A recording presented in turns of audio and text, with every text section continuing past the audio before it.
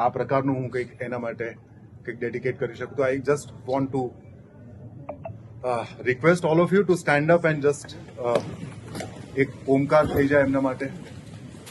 પ્રેક્ષકોને એવું જ કહીશ કે ટ્રેલર કે આ ફિલ્મના ગીતો, ટીઝર આ બધું જ્યારે બહાર આવ્યું ત્યારે ઓડિયન્સ તરફથી ખૂબ પ્રેમ મળ્યો છે અને એ પ્રેમ ઓડિયન્સ થિયેટર સુધી પણ કન્વર્ટ કરે.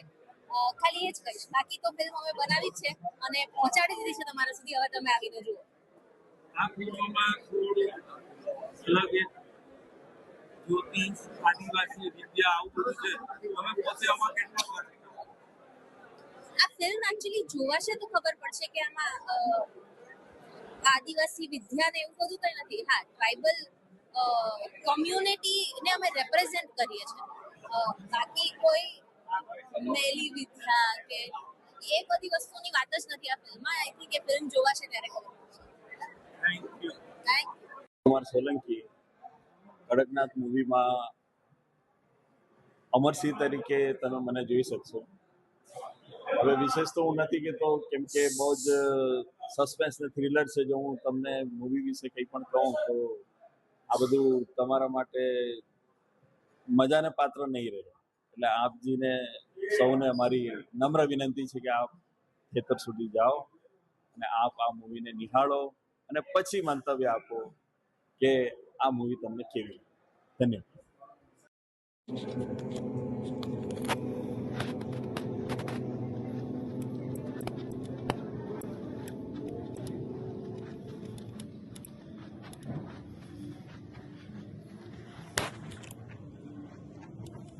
Thank you so much. Thank you.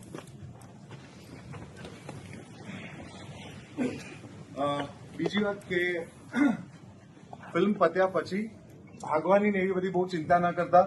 તમને કોઈ બહાર પકડીને નહીં કહે કે ફિલ્મ કેવી લાગી. એના માટે આપણે ફિલ્મ પતશે એના પછી વાત કરીશું. But just enjoy the film અને ફિલ્મ હું આ કડકનાથ ફિલ્મ એમાં એક અભિનેતા તરીકે કામ કરી રહ્યો છું અને કડકનાથ એ ગુજરાતના એવા વિસ્તારની વાત છે કે જે વિસ્તારને ગુજરાતીઓ જાણે છે ખરા, ગુજરાતી ફિલ્મ મેકર્સ પણ જાણે છે, પણ એ વિસ્તાર હજી સુધી ગુજરાતી ફિલ્મોમાં એટલો બધો એક્સપોઝ નથી થયો. આપણો આખો ગુજરાતનો પૂર્વ કાંઠો છે, પૂર્વ પટ્ટી જેને કહેવાય, એ આખો ટ્રાયબલ બેલ્ટ છે. એમાં આ પંચમહાલ, ગોધરા, દાહોદ આ બધી જગ્યા એવી છે કે જે આમ એક ફિલ્મ મેકર માટે તો ત્યાં શૂટિંગ કરવું એક સ્વપ્ન જેવું છે કે અદ્ભુત એવી સરસ જગ્યા છે. એટલે એવી સરસ જગ્યાએથી ત્યાંના જ લોકો પોતાની જ વાર્તા લઈને આવ્યા અને જેમાં અમને લોકોને કામ કરવાનું સદભાગ્ય મળ્યું. એ બહુ જુદી વાત છે. થોડીક જુદી જોનરાની ફિલ્મ છે, રિયાલિસ્ટિક પણ છે અને ક્યાંક તમને એવું લાગે કે તમે આ રિયાલિટીની સાથે કંઈક જુદું બી જોઈ રહ્યા છો, ઇલ્યુઝન બી જોઈ રહ્યા છો. સો એ મિક્સ ફિલિંગવાળી ફિલ્મ છે. પણ એની સિનેમેટોગ્રાફી, એનું બેકગ્રાઉન્ડ સ્કોર ઇઝ ફેન્ટાબ્યુલસ. અને મને એવું લાગે છે કે આપણે બધાએ જો આપણે એવી અપેક્ષા રાખીએ હોય કે આપણી ફિલ્મો દેશ વિદેશમાં પ્રસિદ્ધિ પામે એવું આપણે ઈચ્છતા હોઈએ તો આપણે આ ફિલ્મને વધારવી જોઈએ, કારણ કે આ ફિલ્મ એ પ્રકારની ફિલ્મ છે. સો મારી તો અપીલ છે આખી ટીમ વતી કે આપ બધા તાત્કાલિક ટિકિટ બુક કરાવો અને આ કડકનાથ જુઓ, આપણી ભાષા માટે, આપણી લોક બોલી માટે અને આપણા કલ્ચર. ચેતનભાઈ. નમસ્તે, હું અભિનય બેંકર. આજે અમારી ફિલ્મ રિલીઝ થઈ છે કડકનાથ. 26 જૂન છે આજે. આજથી અમારી ફિલ્મ છે તમારી થઈ. ગુજરાતી પ્રેક્ષકો હંમેશા એવું કહે છે કે અમારે કંઈક નોખું જોવું છે, કંઈક જુદું જોવું છે, વિષય વસ્તુથી લઈને વિશ્વ.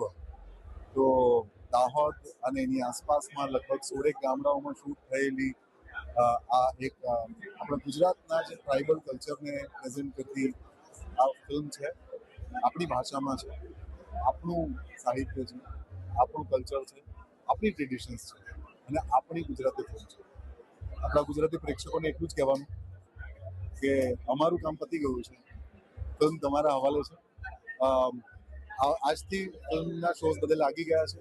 આવતીકાલથી તમે જાઓ, ટિકિટ બુક કરો, જુઓ, બુક માય શો પર જાઓ, અલગ અલગ જગ્યાએ તમે જઈને ફિલ્મ વિશે લખશો તો અમને ગમશે. Thank you.